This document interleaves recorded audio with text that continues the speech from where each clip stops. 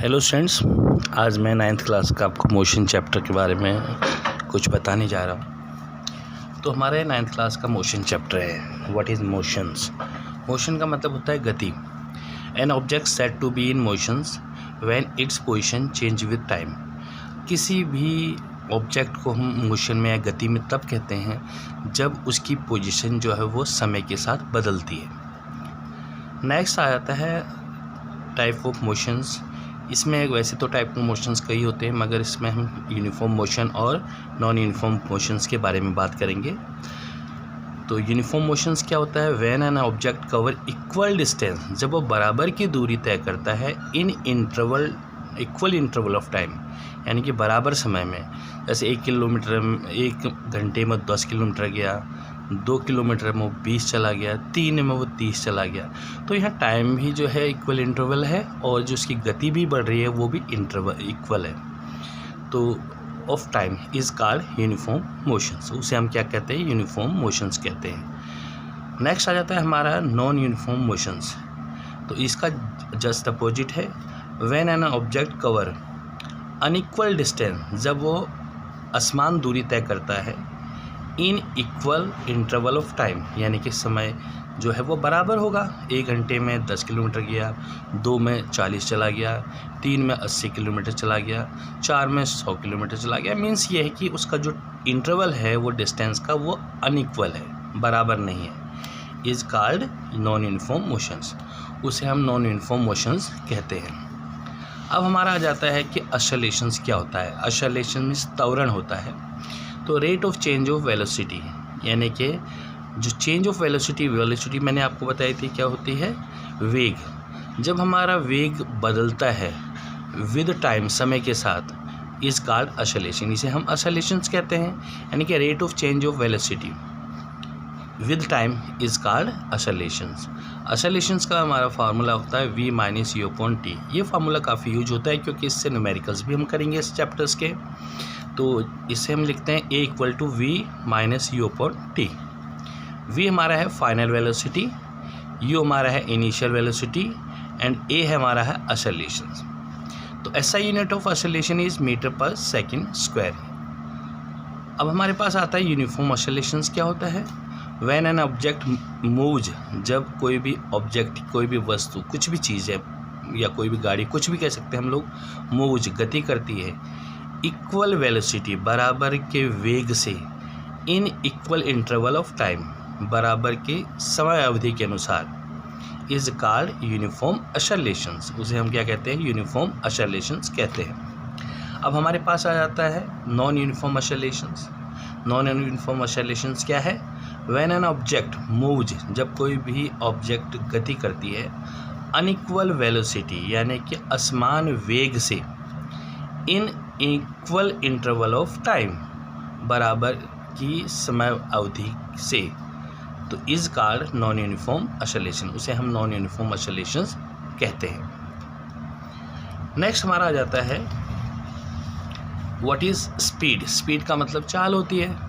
तो speed of a body is the distance travelled bye it per unit time. Per unit time में जितनी भी उसने distance cover किया है किसी ऑब्जेक्ट ने या किसी बॉडी ने, उसे हम क्या कहते हैं? स्पीड कहते हैं। Speed is distance upon time और SI unit of speed is metre per second होता है। इसकी क्या होती है? Metre per second. Uniform speed क्या है?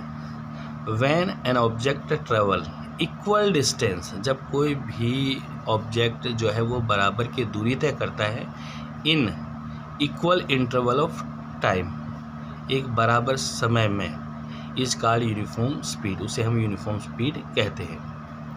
अब हमारा है non uniform speed. Non uniform speed किसे कहते हैं? When an object travels unequal distance, असामान्य दूरी, मतलब अनइक्वल डिस्टेंस का मतलब होता है दूरी तो तय कर रही है मगर 1 घंटे में कुछ अलग कर रही है, 2 में कुछ अलग कर रही है, मतलब उसका जो इंटरवल है, दूरी जो है वो समान नहीं है। Is called equal interval of, is called non uniform speed. उसे हम नॉन यूनिफॉर्म स्पीड कहते हैं। इसके बाद हमारा आ जाता है वेलोसिटी क्या है? Velocity of a body. Velocity का मतलब वेग होता है of a body is the distance travelled, यानी कि इसके द्वारा जो दूरी तय की जाती है पर यूनिट टाइम। देखिए स्पीड में पर यूनिट टाइम नहीं था, मगर वेलोसिटी में पर यूनिट टाइम है। डेफिनेशन दोनों के सेम है। Is in A given direction, और यहाँ पर एक गिवन डायरेक्शंस में, सॉरी गिवन डायरेक्शंस नहीं था उसमें पर यूनिट टाइम तो था किसके अंदर, स्पीड के अंदर। तो वेलोसिटी में यहाँ पर यूनिट टाइम और जुड़ जाता है। Velocity is displacement upon time, तो ऐसा unit of velocity is metre per second, इसकी वेलोसिटी है मीटर पर सेकेंड। नेक्स्ट हमारा जाता है uniform velocity. What is uniform velocity?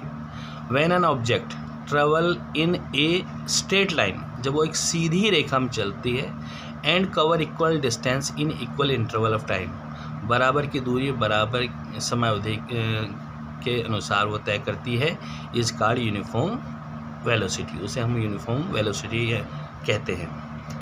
Non uniform velocity, when an object travel in a straight line, जब वो एक सीधी रेखा में चलती है, एंड कवर अनइक्वल डिस्टेंस, और अनइक्वल डिस्टेंस की दूरी तय कर, मतलब असमान, जो बराबर की दूरी तय नहीं करे, इन equal interval of time, time का इंटरवल समान हो, जैसे 1 घंटे 2 घंटे 3 घंटे 4 घंटे, ये इक्वल इंटरवल है, इस कॉल्ड नॉन यूनिफॉर्म वेलोसिटी, से हम नॉन यूनिफॉर्म वेलोसिटी कहते हैं।